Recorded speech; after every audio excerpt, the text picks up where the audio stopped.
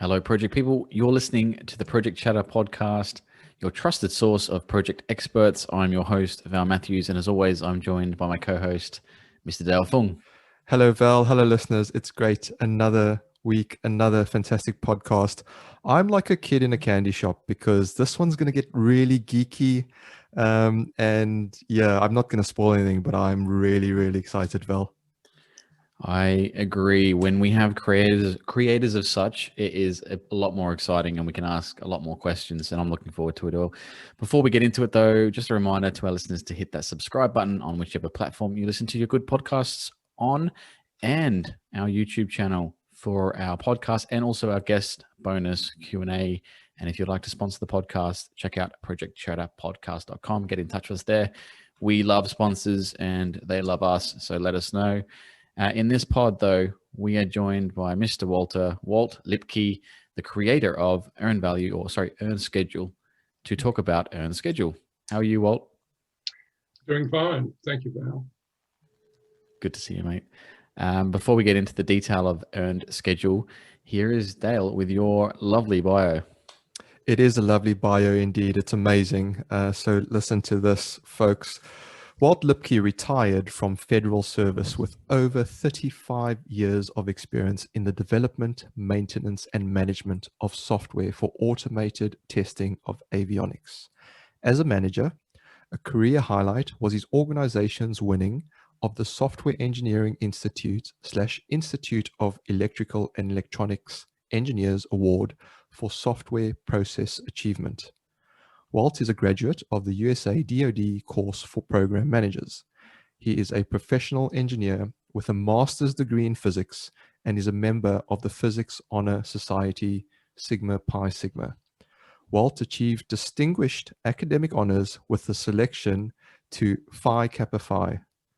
Walt is the creator of Earn Schedule, ES, and has published over 90 articles on the method, as well as the Earn Schedule book. And we'll talk about that book as well, Walt, and where people can get it. Additionally, he has presented research on ES and its schedule performance analysis methods at several conferences in the United States and internationally. For his contribution to project control, the practice of EVM, and the creation of ES, Walt has received several awards. Wait for this list. 2007 Project Management Institute Metrics Specific Interest Group Scholar Award. 2007 Project Management Institute Eric Jennett Award for Project Management Excellence. 2013 Earned Value Management Europe Award. 2014 College of Performance Management, I hope I get this right, Driesnack Distinguished Service Award. In 2017, the Australian Project Governance and Control Symposium honored Walt by establishing the annual Walt Lipke Project Governance and Control Excellence Award. The award is made for excellence in research, expanding knowledge of the management and governance of projects, programs, and portfolios in Australasia. Wow, Walt, we are truly humbled to have you on this podcast. That is amazing. And wow, I'm sure you're immensely proud of that. I am proud of it, but as you get older, it seems like to me that you're humbled a little bit, maybe a lot, by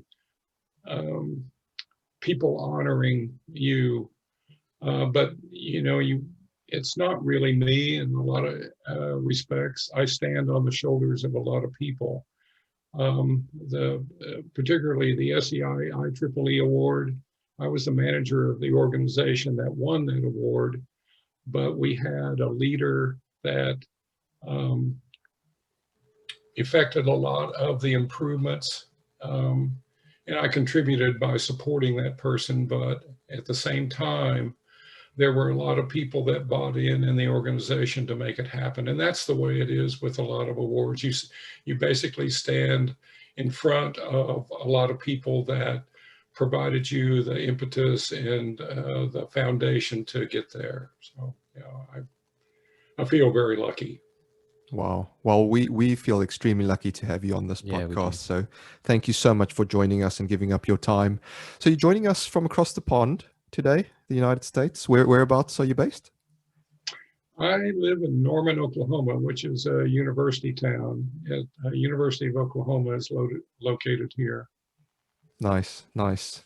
So again, we've got multiple time zones, and it's great to be able to speak to people across the pond. We love it. But I guess before we jump into Earn Schedule, Walt, we've heard a little snapshot there of your career, and we're chatting before we hit record, and we said let's save it. Let's save all the juicy bits for the podcast. I wonder if you wouldn't mind sort of just giving us a brief snapshot of your career, how it started out for you, and the progression, and perhaps how Earn Schedule played and played a part in your career and where it started for you. What I mentioned to you is I graduated with a master's degree in physics from Oklahoma State University, and at that time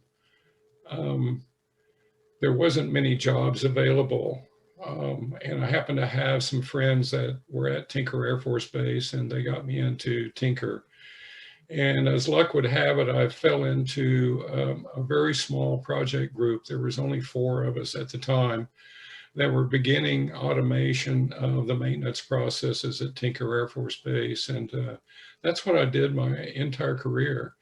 I began by writing test programs for avionics, and that was where I had the most knowledge and the most experience. But there were a lot of other automation areas that came into that function. I was on one special project in that time in the late, well, let's see, it started in the mid-70s and went through about 1980. And it was to automate the repair processes for jet engines. And what we did was we built some small computers. And at the time, integrated circuits weren't all that available. Intel was just beginning. There weren't light emitting diodes and displays that were prevalent, and dot matrix printers weren't available either. And we were implementing a lot of things that were basically leading edge technology. We built these small computers using it, and we probably propped up Intel seriously because we bought just about everything they had. Wang was beginning to produce dot matrix printers that were pretty small, which is what we needed. And I actually called Mr. Wang, and he had a supply of 50 computers, or 50 printers. We bought all of them. Surge suppressors were very new at the time. We were tying these computers that we were building to motors, because we were moving jet engine parts around a major facility and providing information back to a computer as to where these parts were in the repair process. So that was, communication was new at the time. We were operating with modems that had 300 baud rate, so that tells you how ancient it was. But it was a really interesting project, and I learned a lot on it. But primarily, what I did was I wasn't. Let's see. Let me think there. I was a designer and a worker and software producer for about a decade, and then in the early '80s, I got promoted into management, and from about 1982 or 3 until I retired in 2005, I was in the management field. So anyway, that was basically my career, was automation of maintenance processes. Wow, amazing. And just bring us on to Earn Schedule. Whereabouts in your career did you sort of come up with, well, we need something to, I guess, is it complement Earn Value? Is that the right way to put it? How did you sort of stumble across that, or maybe you didn't? Maybe you were searching for it. Well, from that project, that special project I just talked to you about, in 1979, I had worked for a colonel that became the director of maintenance at Tinker, and that special project was under him. And it was, at the time, he thought I was material for greater things. And so he placed me in a school that was at Fort Belvoir, right outside of Washington, D.C. And it was a fairly elite school, and it was a program management school, and it was for major defense projects. And the people in that school were pretty elite people. I mean, they were majors and captains in the various services that were already targeted to be general officers. So that tells you kind of who these people are. Well, I was lucky enough to go to that school. Well, part of the school education was on a very new management control method called cost schedule control systems criteria. And it was the beginnings of EVM. When I went to the school, this is kind of humorous in a way. On the side of the major auditorium where the entire class would meet at times, somebody had spray painted cost schedule CSCSC across the side of the auditorium. And of course, I didn't know what it was until we actually had the class. But so that was my first introduction to cost schedule control systems. But in the early 80s, we had a project that was a major failure. And I really thought that it was so horribly, poorly done that we might have the organization just eradicated from the base. We might lose our jobs. But in 1985, with the acquisition of the B-1 bomber, that was a government acquisition. It was done with government integration. So it wasn't a defense program where the contractor's the integrator.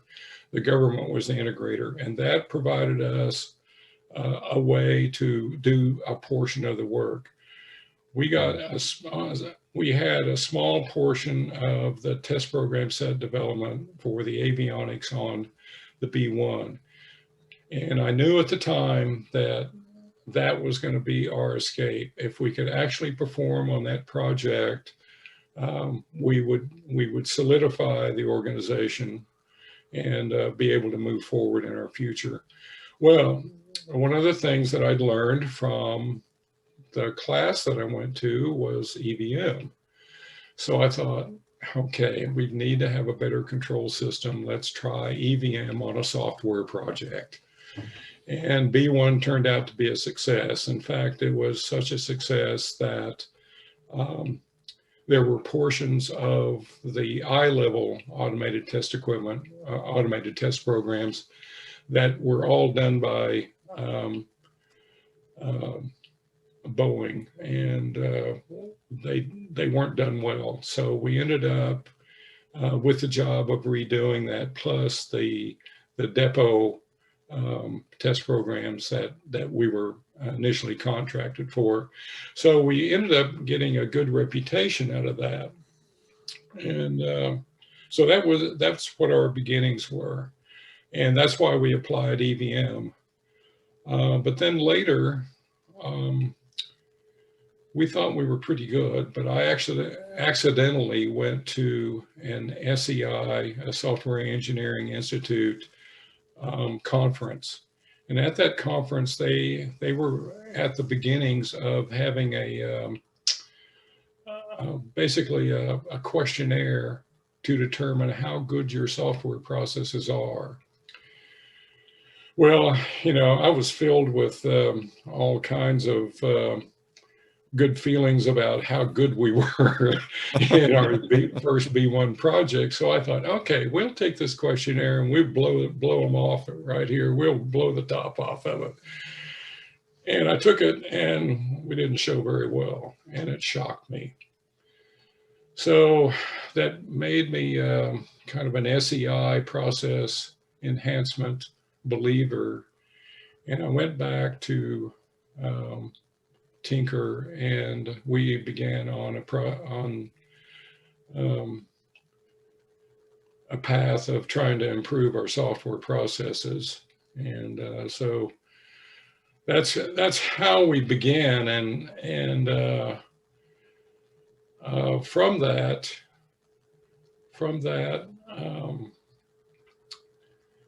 I began to wonder about we had progressed through some of the levels of improvement. We had achieved level 2 in 1993. So I'd gone to the software process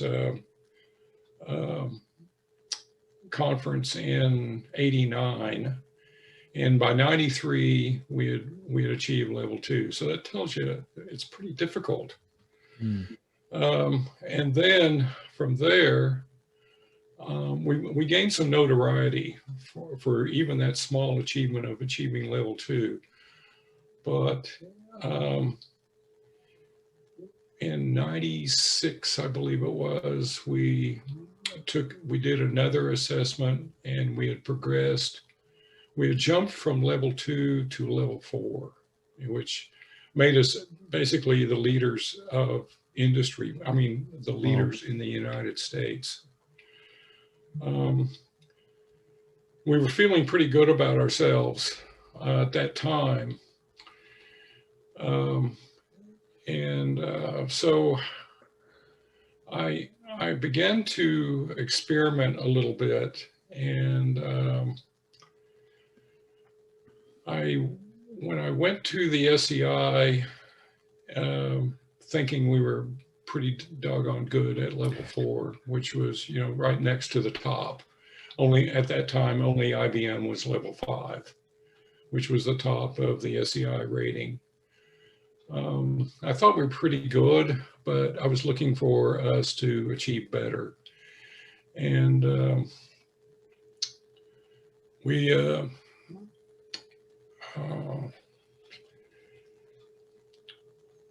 I started looking at trying to see what would happen, what our problems were with response to schedule. And earned value, applying earned value management had got us to that level 4, but it didn't really address schedule management very well. And I started looking at it and trying to do something better. And I got into statistical process control. And I thought, okay, well, maybe I can do it and achieve something with the getting us to level 5 in the SEI achievement rating, their rating. And it turned out that, earned value management just doesn't look very well at schedule. It's got kind of strange indicators that relate back to cost. And you wonder what you're doing after a while with it. So anyway, I was looking for a way to address that. And I started looking at all kinds of different things. And for some reason, I brainstormed one day, and I looked at a way of looking at earned schedule from a time-based point of view. And that evolved into earned schedule. So basically, you could use the same data that you have for earned value management, and extract schedule performance information out of it. And it turns out, as earned schedule has evolved, that you can actually do more with the earned value data in managing schedule than you can managing cost, which was what the earned value was initially designed for. There are so many things you can do with earned schedule for managing schedule. I mean, there is a ton of things that you can do. But anyway, that's where earned schedule came from, was basically a need for achieving level 5 of the SEI maturity model. So that's where it basically came from. I was looking for a way to get us to level 5, and that's where it was. It came out of earned schedule. That's an amazing carrot to have, right? If you need something to motivate you, then why not? And you know, we're so thankful that you had that target. And it sounds like an amazing story, you know, where you've already achieved so, you know, sort of so much in such a high level, and you're like, well, I want more. And that's fascinating within itself, just to see that drive to go, you know, that was not enough. But Val, please, I want to bring you in. I'm sure you've got loads of questions you want to throw at Walt. Yeah, I mean, I think for those that are, you know, new to earned value, that definitely as a basis, as a foundational level, earned value management has its limits. It's useful to a degree, and I think, like you said, Walt, you know, it gets you to a place, but it's not a place in time, is it? So when you see a schedule variance, and this is always, you know, in the project controls space where Dale and I work, and you try and explain schedule variance with dollars, you've lost your audience. You're talking to engineers, you're talking to technical folk, and they don't seem to relate. It just seems like management talk, and that doesn't help anything. So I like the fact this is more specific around and relevant back to the real metric that matters on projects, which is time. And so we've kind of explained, I guess, how you got to earned schedule. I would love to know, from your perspective, what's your simplified definition of earned schedule for those listening, and if you had an example of how you would use that on a project, that'd be really useful. Basically, it's pretty simple. You have with earned value 3 different curves. You have the planned value curve, and you have the earned value data, which plots to a curve as well, and you have the actual costs. Earned schedule is basically a projection of earned value back on the planned value curve. Okay. So then you basically use a vertical line from the intersection of the projection of earned value to planned value, and using where that intersection is on the time axis gives you how much of your planned value, your planned portion of the project, that you've actually accomplished. So that's it in a nutshell. But there's so much that you can derive out of it. It's amazing what you can get from it. I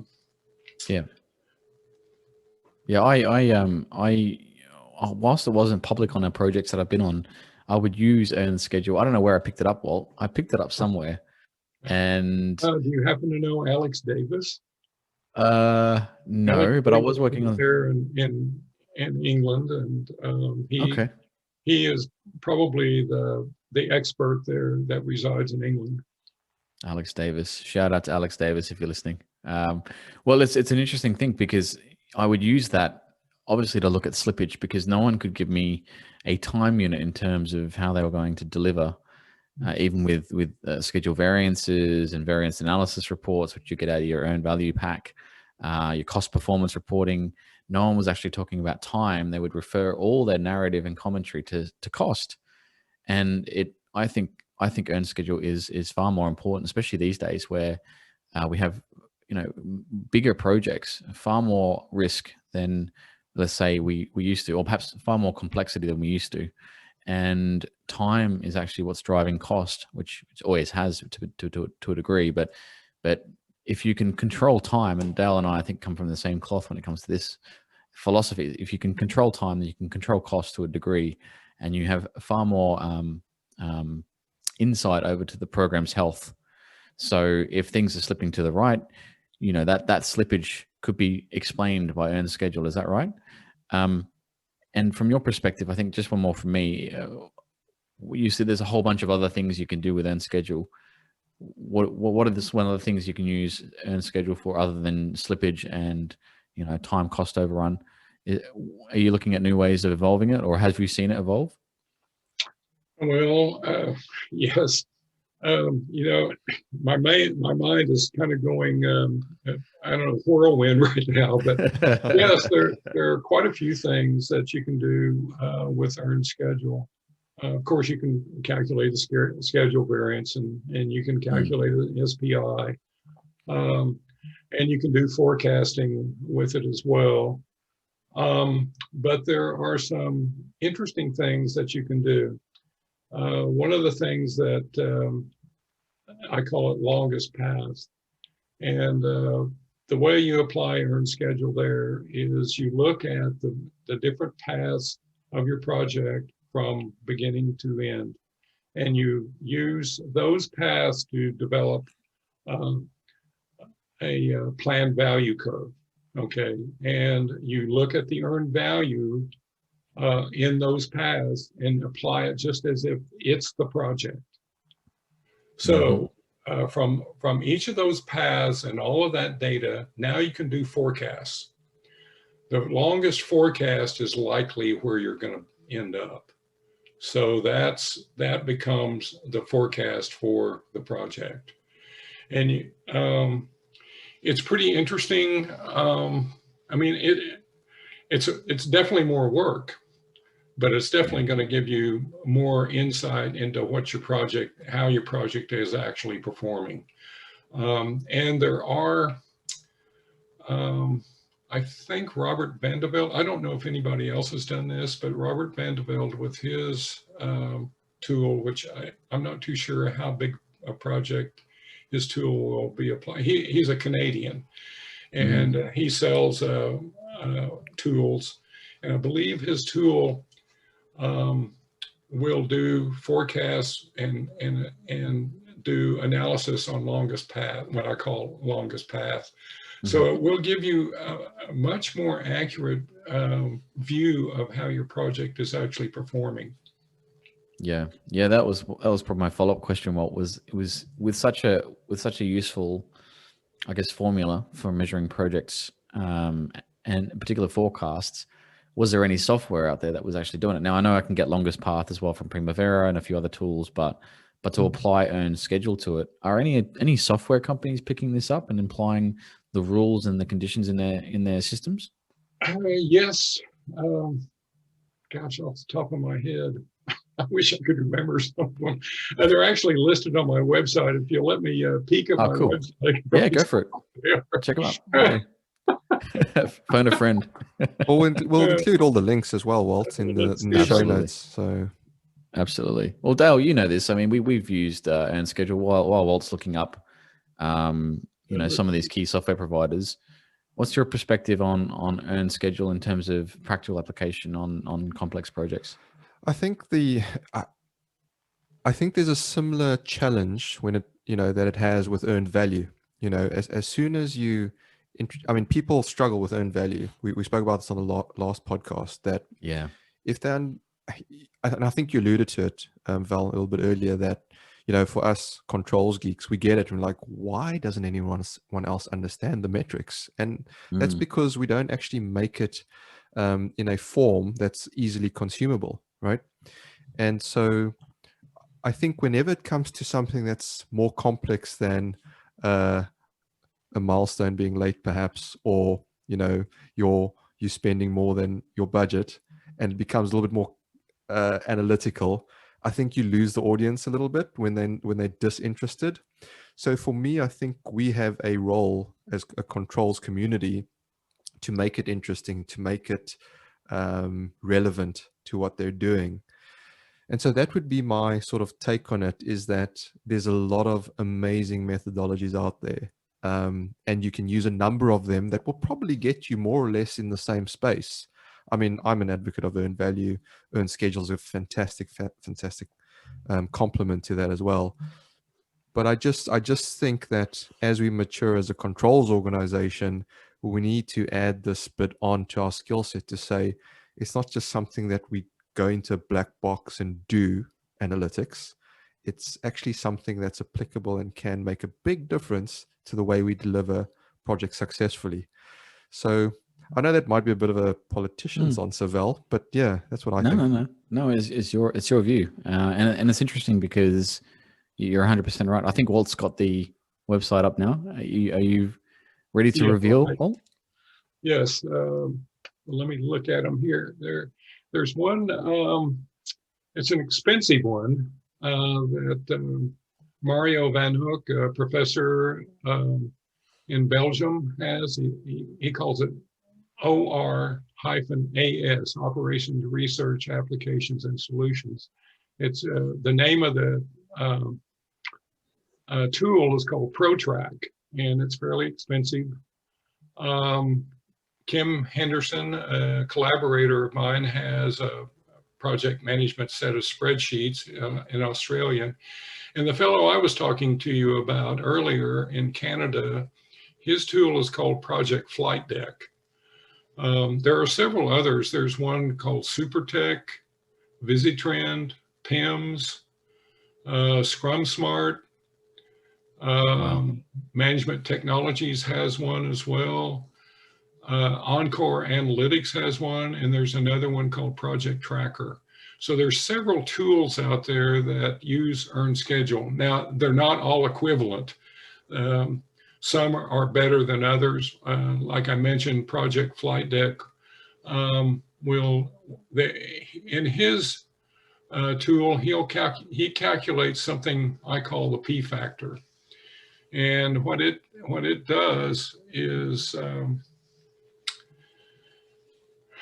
well, I don't know if I can exactly explain it, but it's a factor to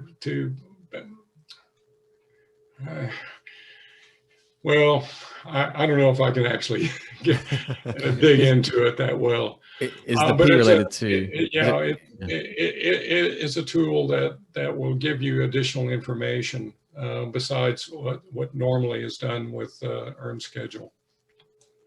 Okay, we'll check it out. Yeah, no, it's fascinating. I was just thinking there that, so just backtracking, Walt. So we have to have earned value in place for Earn Schedule to be measured and work. That's correct. It requires the earned value data to work. Okay, so it's not a standalone. You can just do Earn Schedule on its own. So just so those listening can understand that it's all encompassing, which is great. Because as we say, we often struggle. When I think Val was saying, when you present a schedule variance in dollars, people can't really relate. But that's quite interesting. So let's just go down a bit of a rabbit hole and throw one out from left field, perhaps. If we're looking at schedule, then can we then start using the metrics around Earn Schedule with things like QSRAs to perhaps give confidence in predictions as well, bringing in risks into that? Or is that something that we haven't brought in or won't quite work? I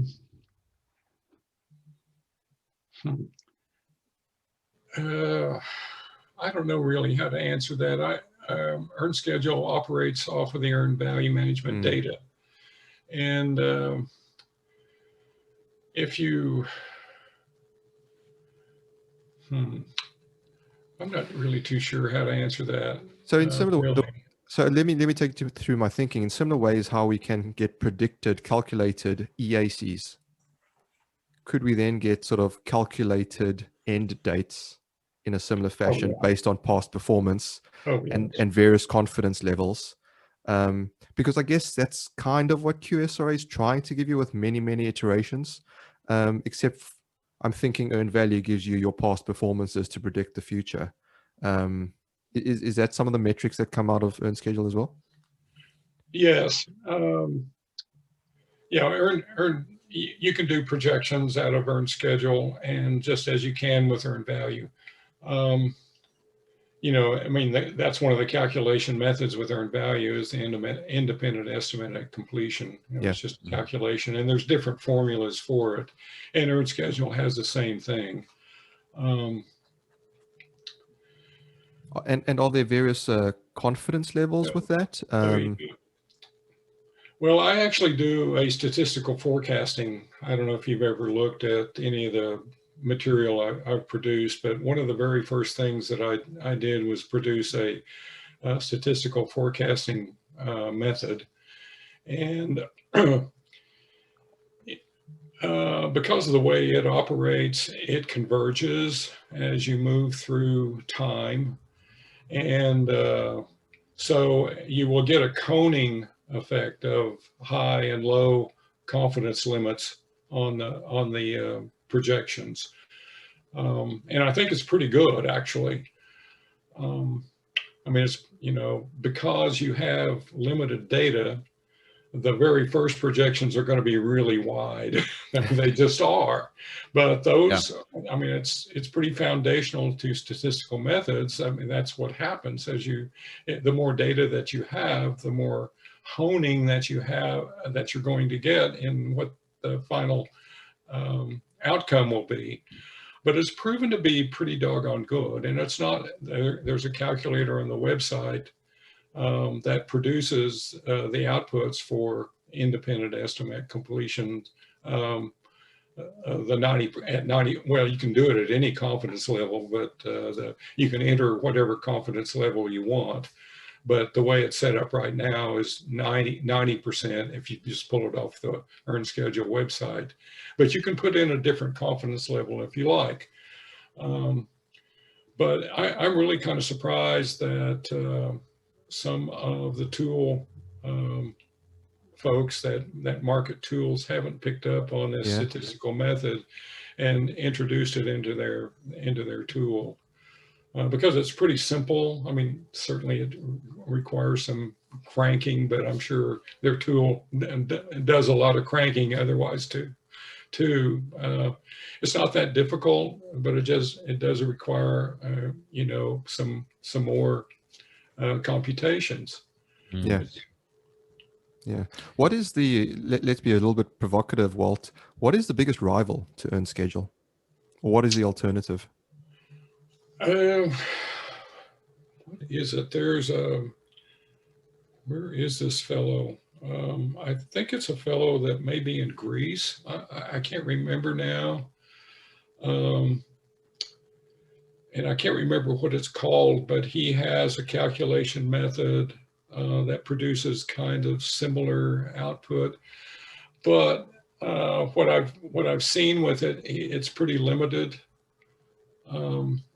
Earned schedule will produce a lot more information than his method will. And gosh, I can't remember. It seemed like his name is Gorbani. I'm not. I'm sorry, I can't recall. But truly, at this point in time, there's not a method that will do all of the things that earned schedule can do at this point in time. There may be something that comes along later, but earned schedule can do. I mean, if you've looked at the earned schedule website and looked at all of the calculation methods that are there are people that pick those up and incorporate them into current tools that are out there. You know, I provide them for free. People can use them however they wish. But I think earned schedule is kind of ahead of the game right now. Wow, that's amazing. And if I may just jump into story time, do you have real life examples where you've kind of come in on a project and then it's been running with earned value, applied earned schedule, and it's improved delivery? I've been out of the business for quite a while, so I don't know that I have data that would tell you that. There might be a fellow in the UK that maybe can, well, Alex Davis might be able to respond to that. The fellow that is kind of the earned schedule focal point there. There's a fellow in London that is a project. He works in various projects. Golly, let me look on my.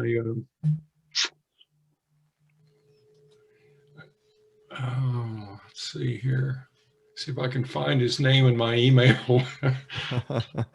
No, go ahead. He's got a long name, and it's an Iranian name. His name is Mojtaba Karai Kesha, and he has worked in various projects there in London, some of the major projects, and he is a fellow that's probably a good source for application of earned schedule and doing projections and management with earned schedule on various projects there in the UK.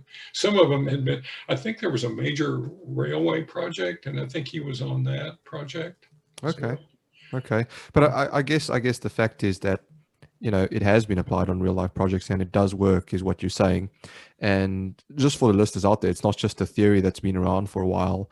And you know, you're not just trying to sort of say it's great and it works in theory, but actually in practice, it has contributed to successful delivery. And I think that's the point that you're trying to make as well, which is fantastic.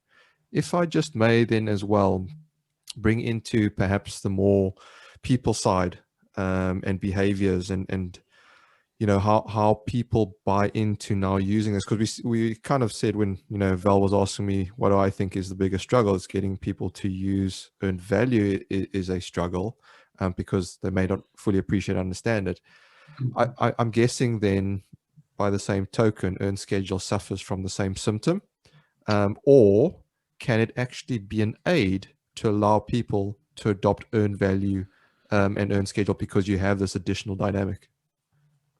I would hope so. I don't know the answer to that, but yeah, I think there's a lot of people that are reluctant to apply earned value management, and I'm not exactly certain why,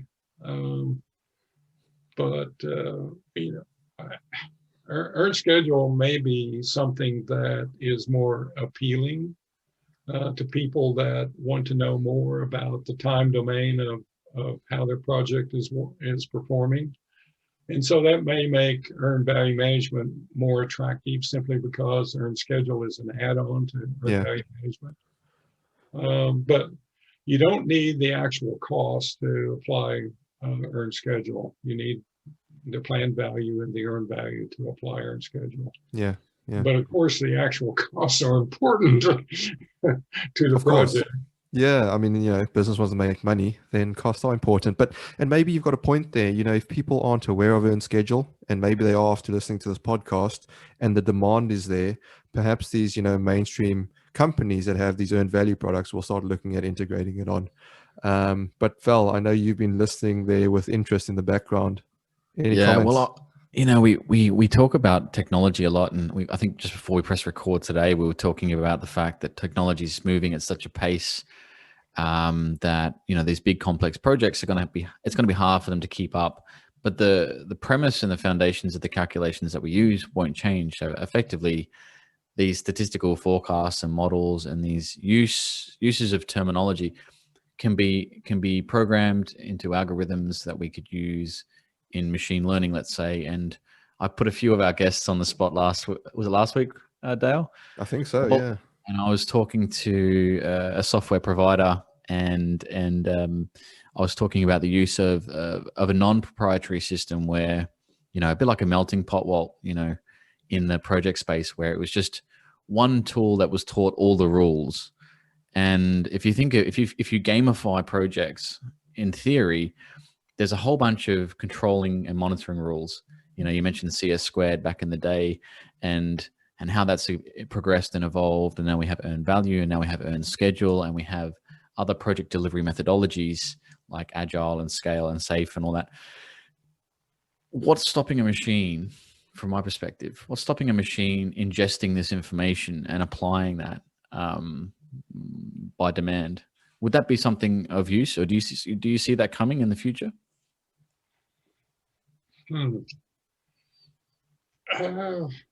I would think that anything that's data oriented can be learning can be applied to it, and better projections can come out of it. It just seems logical to me that that would be something that could be done.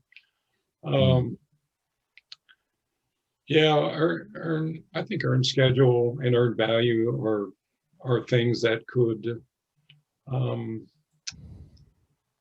learning could come. There could be learning applied to the data that is inherent in earned schedule, and some of the things that I've come up with would probably be better used in a learning environment, like the longest path that we just discussed.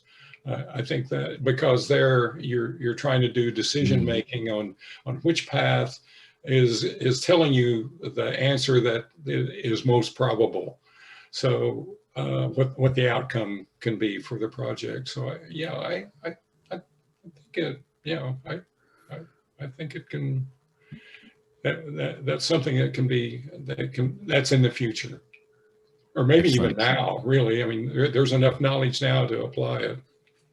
Yeah, that's right. I think some of the project community are split on exactly what machine learning or AI's role is on projects. But I actually think it's taking, like you said, standing on the shoulders of giants in a way that you take people like your conception here, Walt, which has proven benefits to projects, and then apply that into a machine to help us, integrate, I guess, all of the learnings, not just earn value, but all the methodologies that are available. I think one of the challenges is a lot of them are stuck behind, they're either stuck behind institutions and paywalls where you need a certification in order to get access to them, or the information is within an industry or a sector or a company and it's proprietary, or it's within a software and therefore it is proprietary and it's the IP of the software company. One of the challenges I think is around education. And maybe this is why this isn't so broad. I mean, unless you're a real geek like us, well, you probably don't get access to this type of information. You definitely don't get access to Walter and Steve Wake and all these other guys who have been around since its inception. But how do we broaden the platform? Because I know for a fact, when I did my project management studies, the earned schedule wasn't mentioned, which it should have been in the curriculum.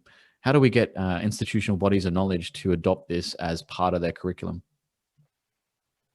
Really a great question. I'm not too sure I have a good answer for that because I'm not really integrated into those areas. But I think one of the outcomes of what has occurred with Earned Schedule and being adopted into Project Management Institute guides and standards, and the ISO standard that has now taken up Earned Schedule into its standard. And I think those things will help propagate it because people go to schools to learn what's in those standards. And so and I think tools manufacturers are pushed a bit by things that become standardized. So but it all takes time. I mean, Earned Schedule came for me because of a need that I had in 2002. So that tells you, Earned Schedule is still new to people. Here we are in 2020.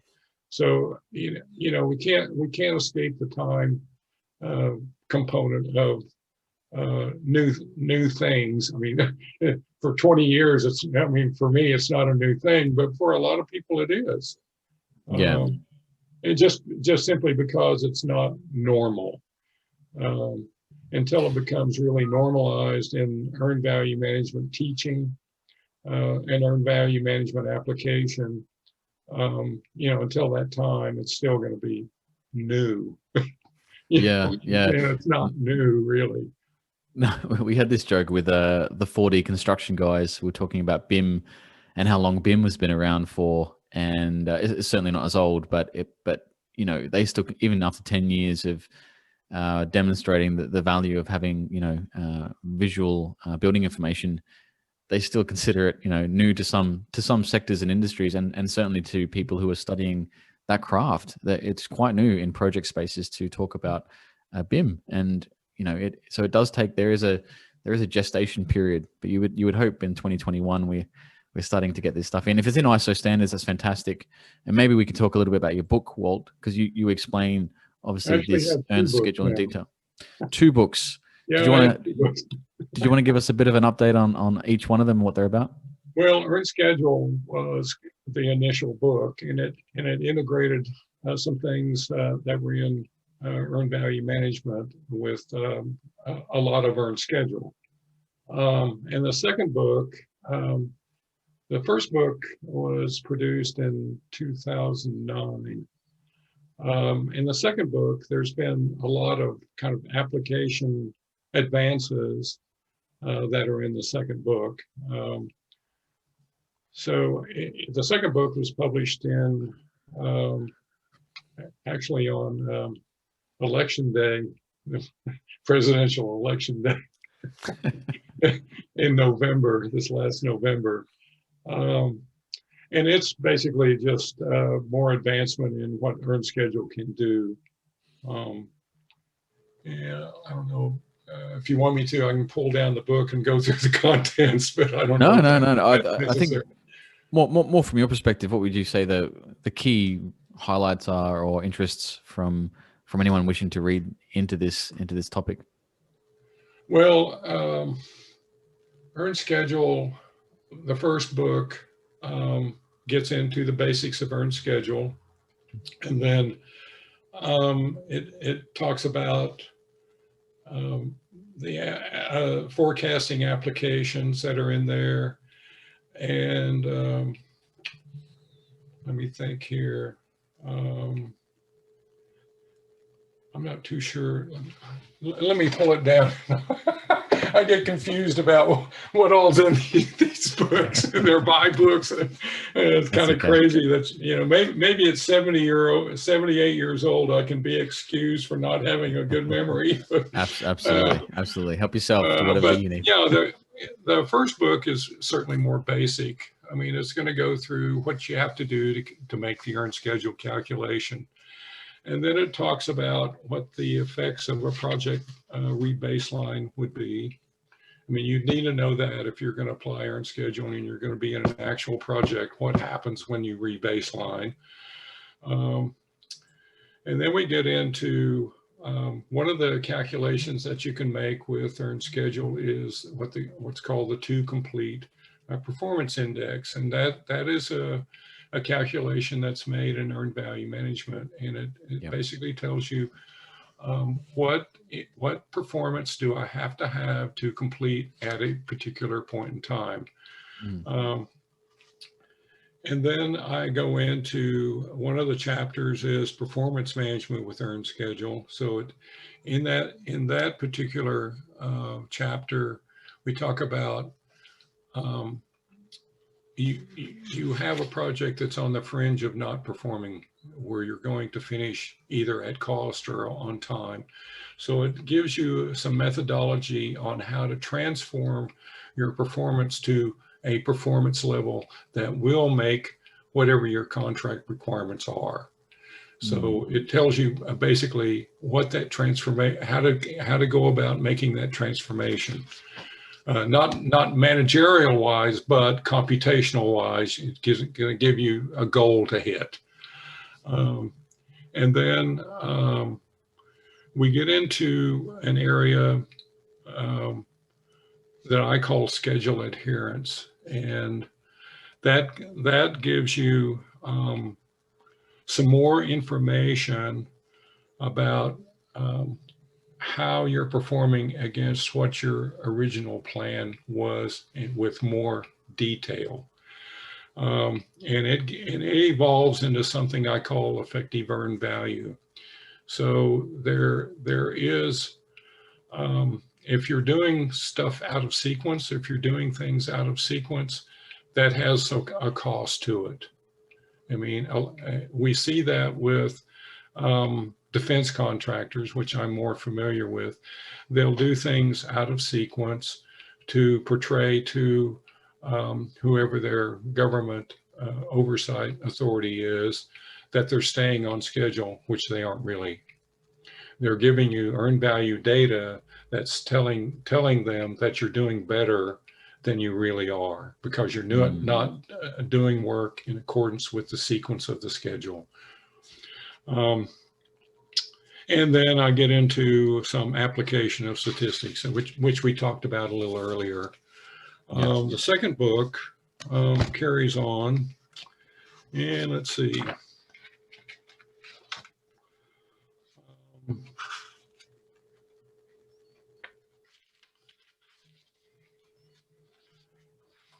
I get into an area of testing earned schedule forecasting reliability. I get into one chapter is on assessing the EVM and earned schedule forecasting. One of the chapters is on deterministic forecasting method selection, because there's different methods you can use to forecast with, and each one of them will give you some different answer. So what do you do to determine which one do you want to use and why? One of the areas that came up in, gosh, I can't remember exactly. There's been so many things that have occurred. I received an email, and a fellow was talking about looking at a portion of his earned value data. And he had a particular reason for it, because he was wanting to assess what was happening. He was only looking at, his responsibility was only a portion of the project.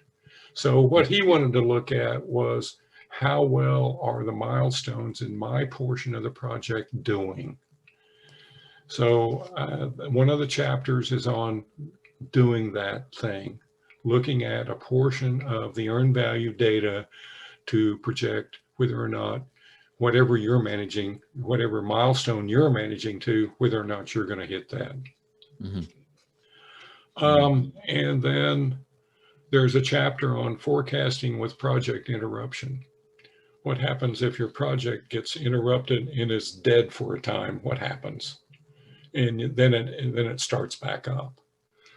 And that would be, yeah. So I was just going to say that'd be really relevant to COVID. A lot of projects had to be put on hold. And how do they start back up? And one of the chapters, which we touched on a little bit earlier, is called longest path duration forecasting. And in that,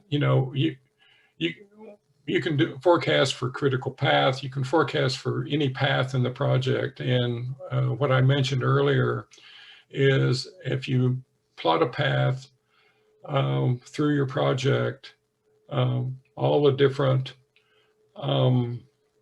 sequential paths that can end up at the end, you can do forecasts for each one of those if you'd like. And that gives you pretty good information. The longest one of those paths is where you're likely going to end up. So that gives you a better forecast of what your project is going to, how your project is going to progress. And that changes through the project. Well, this longest path duration forecasting method will accommodate those changes. So it will give you a more, a better look at where your project is actually, how it's actually performing, and where you're more likely to end up. So how does that relate to, just a question on that, Walt, how does that relate back to the critical path? If you're measuring, well, you can do critical path. You can certainly, critical path can be one of those paths, but it turns out that you may actually have a longer path in execution than the critical path. Well, that's interesting. That's pretty That's powerful. very interesting. Yeah. Because obviously, project management method, 101 is you follow the critical path, and that'll determine, those that are have the biggest risk or impact to the end date. There's a direct line to that end milestone. Earned schedule you can do a lot of things with it. You can apply it to all of your total earned value management data and get a time completion forecast from that data, or you can apply earned schedule to just the components that make up the critical path and do a projection from that too. Wow. So there's all kinds of application methods that you can do with earned schedule. Yeah. Yeah. Yes. No, it's a really interesting space because it's not all the time we get to have creators of technical instruments and tools that we would use on projects that would have some applicable and useful purpose, such as earned schedule. I mean, it would be really useful to apply this to some of the projects that are out there today, Dale. The Crossrails we had last week, we were talking about Crossrail. Are they using earned schedule? Who knows? But maybe they should. And anyway, and anyone who's listening to this who is on a big project, and like you said, Walt, that was a really good point around if you could do it around a portion of the project. I think that's really attractive too, because sometimes, and obviously this is an extension to earned value, but sometimes earned value across the entire program is probably not necessary, and might even be misrepresented, where there are obscurities or ambiguities around the work that you're doing, maybe software or something else, that makes earned value kind of not the right tool of choice. And so it might be useful to have this in portions where it makes sense, where you've got the right level of data and the right quality of integrity of data as well. Does that work for you? Yeah, I think that makes a lot of sense. I think you can, I think I don't know how you do it in the UK or in Australia or other locations. They may be very similar, but in the US, there are different components of major projects, and they're managed separately, but they're integrated at the project level. And if you only applied earned value management at the project level, you would miss a lot of stuff. So you get earned value information from all the components that are merged together, and that's basically how this particular application to Milestone came about. The fellow was managing a portion of the project, wanting to see how he was progressing towards achieving milestones that he was responsible for. And you can certainly do that by breaking out a portion of the project and applying earned value to that portion alone. So yeah, you can mask a lot of things if you roll everything up. That's one of the problems, but you can break things down and look at it more critically and more detail-wise as well. As they say, the devil is in the detail, Walt. And, right. Your distinguished career in 2 books, I mean, if that doesn't sell books, then I don't know what will. So folks, go and check out Walt's books. It's with such a distinguished career, Walt, you can be forgiven for the boundary lines blurring as well as to when things happened and where they are. But I wanted to jump to a listener question that we got in, and it is quite a meaty one. But it's quite an interesting one. I don't know if we have the answer between all of us, but it's interesting if we can just maybe perhaps discuss it around it and maybe just agree with it rather than trying to solve it. But it comes from Warren Beardall. Warren is he listens to every single podcast. He'll be listening to this episode as well. He's been on the podcast a few episodes ago, and we love Warren's challenging questions. But it goes along the following lines. So construction projects are generally procured against incomplete information. They then change in scope, build, and priority of outcome. Hard-learned lessons are generally left behind or sit hidden within the project post-completion. Employers think their contractor is probably hiding something. Contractors know the employer has passed on risks that they don't understand or care about. Supply chains are then required to pick up those loose ends. Contracts become as important as prenups to failed marriages, signed with the same level of pessimism to the future partnership. Similarly, the integrity of estimated and actual cost and schedule information between these commercial interfaces reflects this low trust environment. What does the term actual, inverted commas, then become against this backdrop of gamesmanship? and what needs to change to make earn value and earn schedule support a project rather than just a single entity within it. So very, very meaty one indeed, Walt. But I wonder if you could just add your views to that. I don't know, like I say, if we can quite solve that, because there's a lot around behaviors, around trust, around collaboration. But yeah, you know, if you have some just high level thoughts around that. I don't know if I could really answer that very well. It seems to me that if you want to apply earn value and get something out of it, you need to be honest. Yeah. I mean, it's just it. You know, I think there are, especially in the early days and even now, people try and game or earn value, but it doesn't benefit anyone if you do that. I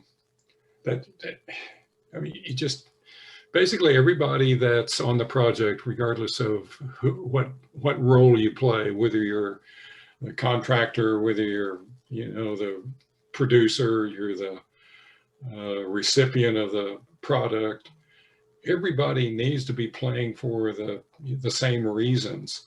And you know, I think what happened with earned value management, especially in the beginnings, was, you know, people thought it was just an add-on for, you know, to make somebody happy. But I think over time, it's shown that it does have value. So I mean, what it boils down to is just being honest, honest with yourself, basically with yourself, and who you're responsible to. I don't know if there is a. I think the challenge comes in. If you're gonna fudge, you're gonna fudge. If you're gonna be honest, you're gonna be honest. I don't know if there really is a good answer to the fellow's question. I mean, it gets down to integrity. Yeah, absolutely. Yeah. I agree with that. Integrity is key. And I was just going to add, you know, if you believe your own lies and you're honest with your own lies, then you're screwed, right? Agree. I think Dale, that question is actually more pointed at culture than it is. It is, yeah. The technical requirements. That's an excellent point. Yeah. Yes. Yeah, no, absolutely. But you know, trust Warren to send in amazing, challenging questions, and we love them. So, everyone else listening, please do send in your questions. We'll air them. But Walt, did you want to comment further? Just in addition to that, when we initially applied earned value management to software projects, I think people thought it was a game. Yeah. And people tried to fudge in the beginnings.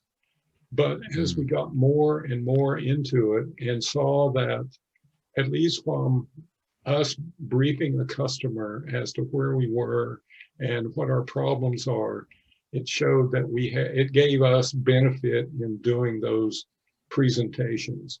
And so as people saw that it actually gave benefit in those customer relationships, they took it more to heart as to actually applying it religiously and intentionally. So I think over time, and it didn't take that long for people to realize the benefit of it. So I don't know, and maybe not everybody's had that experience, but that was my experience. Well, no, there is. Just to jump in there, Dale. Sorry, I think there is a weak spot in earned value, and it's a malleable. It's the most malleable curve of all of them, which is the earned value curve. When you talk about physical progress and when we talk about gaming the system, that's just generally where it happens. It's something to do with the estimate to complete, but also the rules of credit around progress and letting project managers just come up with numbers arbitrarily and not have anything grounded in some type of logic or basis of estimate or back to the scope that we're trying to measure. Walt's nodding there. I guess that you've seen this as well, Walt? That's exactly right. One of the things that came out of one of my analytical methods is a schedule adherence index. And basically you can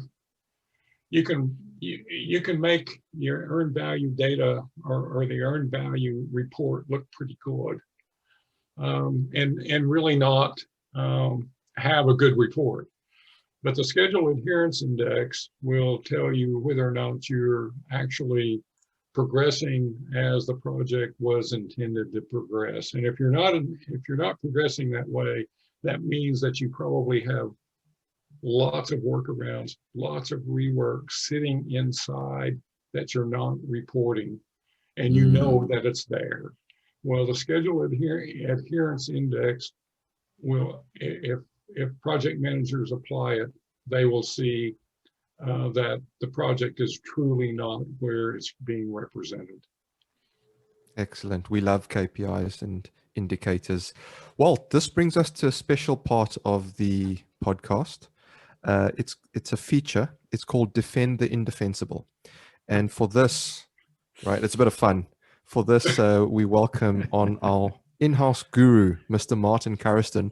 So Martin, if you're there and if you don't mind turning your mute button off and turning your video camera on there, if you don't mind taking Walt through a bit of a fun feature. Oh, this is where he blows my brain apart, right? That's all. As Dale said, it's a little bit of fun. It's where we invite our guests to defend a ridiculous statement. It's inspired by some of the ridiculous comments we've all heard over the years, and I'm sure you've heard many over your long and distinguished career. So yeah, if you're willing, if you're keen, we can make a start. Okay, well, I'll give it a try. I may look foolish in the end of this. Okay, Walt, so you have 30 seconds to argue for the following statement. I don't need another fancy metric to tell me how to manage a schedule. If I hit my planned activities next month, then I'm managing my schedule effectively. Discuss. I think I had a boss that once said that. He managed basically by the seat of his pants, and I'm not too sure.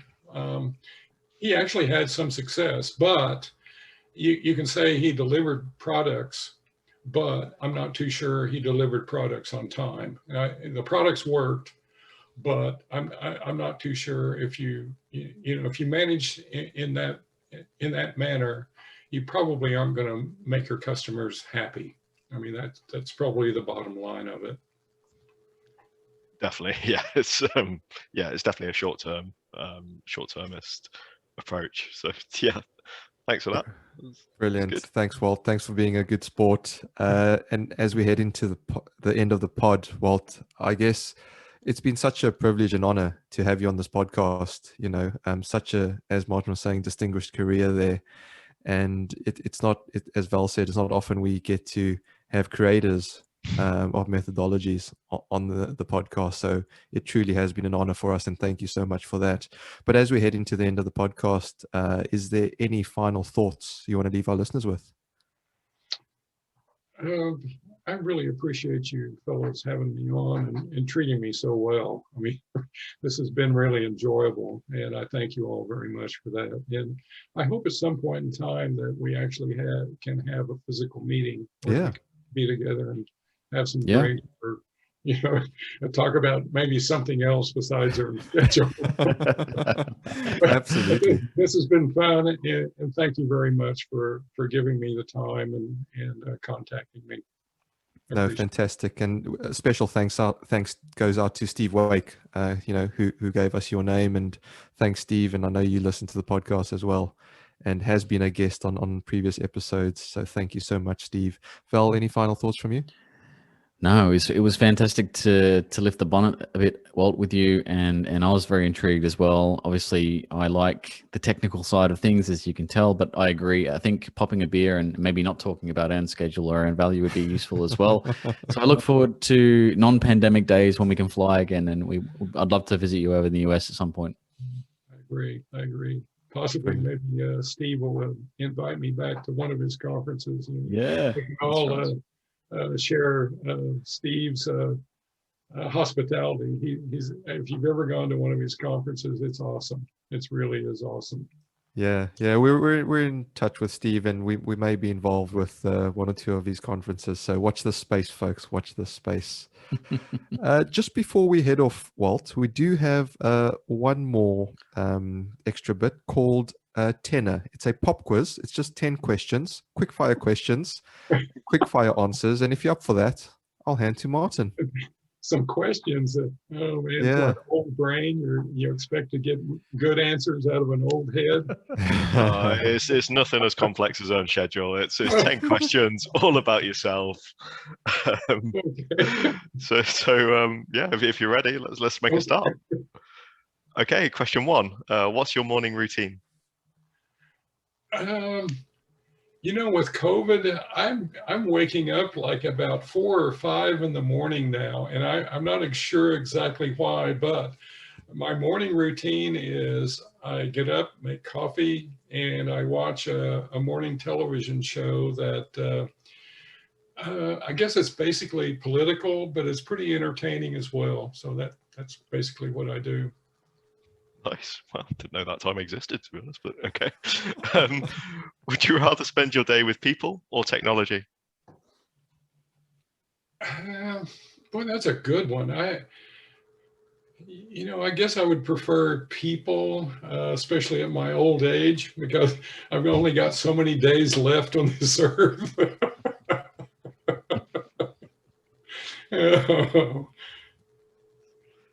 Oh, kind of a sadistic answer. It's a good answer. People's always the good answer. Yeah. Number 3, how do you deal with stress? Boy, that's a tough one. I think when I was working, I would just try and just barrel through it. I mean, I don't know. I was probably more. I'm still fairly physically active, but at that time I was running a lot. I mean, a lot. I would probably run 50 miles a week. So Wow. I think the stress level was taken out just by the running that I was doing, just adding physical exercise in there. But oftentimes the running would give me some silent time to work through issues. And, so it gave me some, I guess, relaxation. Yeah, great answer there. That's impressive. 50 miles a week. That's good. Okay, next question. What's the best book you've been gifted? Earn Schedule by Walt Lipke. Gifted. Well, let me think about that. Oh my goodness. Oh, He's looking at the library. there's one by. Let me go get it here. I love how everything is just two-hand. It's visual learners. Exactly. This one right here. Oh, wow. That's big. This one was Oh, given yeah. to me. Oh, wow. And, Einstein. yeah, it's a pretty complete book. It's pretty big. It's big But yeah, enough. I don't know this, and you can see it's got a lot of well, I don't know if you can see it or not. Yeah. There's a lot of paper markers in it. Of places Who's it written by? Is it Einstein? Is that just the Excuse me? title? Is the title just Einstein? It's by Walter Isaacson, His Life and Universe. Author, yeah, Walter Isaacson. Oh, wow. Oh, wow. Nice. Mm. Oh, very good. Okay. Next, if you could choose to spend a day with anyone, past or present, who would it be and why? Past or present. I had a good friend that died in the last year and a half, and it would be good to be with him again. His name was John Sullivan. And, yeah. Oh no, sorry to hear about that. He was a fellow that I grew up with, and we played some sports together, and he was just an interesting character. I mean, he had all these kind of off the wall ideas, and just an interesting guy, and a fellow that was pretty free thinking in a lot of ways, even though he was a guy that worked in a company that, in my opinion, was probably pretty confining, but he had a lot of freedom in the way he thought about things, which appealed to me, and it probably made up our friendship. Great. So, yeah. Good answer. Thank you. Okay, next. What's the best bit of advice you've been given? man.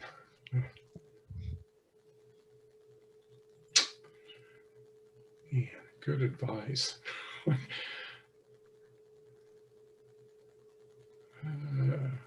Or just general good advice you've been Yeah, given. that is a really a tough one. What good advice? Have I gotten any good advice? Maybe that's the answer.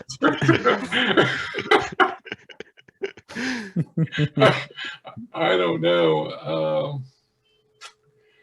I can talk about a lot of mistakes that I've made in my life that I got advice for that I didn't take. So maybe I should have listened better. I don't know. That's a really good. That's a question to ponder. Maybe for everyone. I don't know. Maybe that's the answer. I'm not sure. No, it's interesting. It's a great segue into the next question. What's the biggest mistake you've made on a project? Oh man.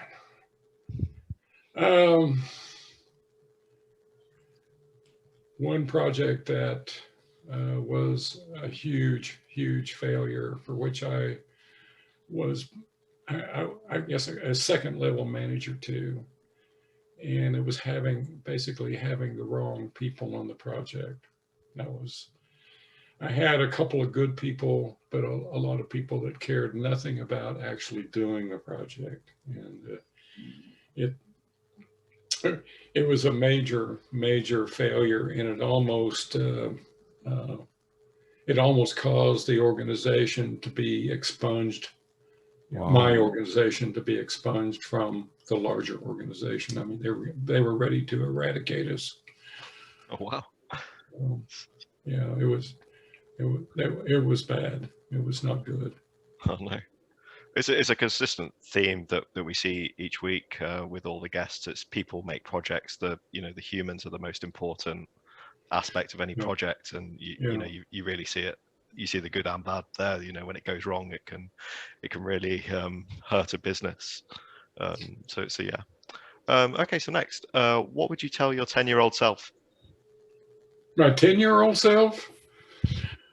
I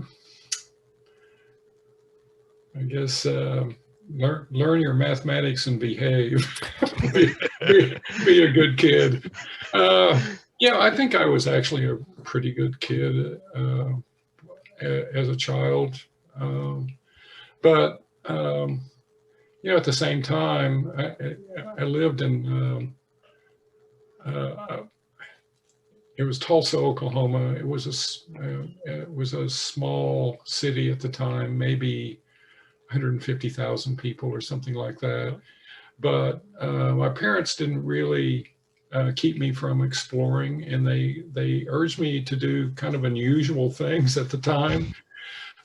They urged me to make money, and I wanted a bicycle. So they told me a way to earn your money to get a bicycle is go out and collect used papers, old newspapers or magazines, whatever, from neighbors and companies, whatever. And then we would take them to a recycling point and they would pay me. So I don't know. It gave me an opportunity to kind of see what the community was like, earn some money, and kind of make myself, in a way, sufficient so I could buy yo-yos or knives or just whatever a kid wanted. And I eventually my folks decided that if I wanted a bicycle, I was going to have to earn it. So that was the way I earned money to buy myself a bicycle. That's great. Business management skills at such a young age. It's great. Okay, we're almost there. What profession other than your own would you like to have attempted? Well, I was in graduate school. I was a PhD candidate in physics, and I passed the prelims. I passed both the master's and the PhD prelims, and I'd almost completed coursework. I'd only had maybe 2 or 3 courses to finish. That probably, I think I would have liked being university professor as well. I mean, Really well.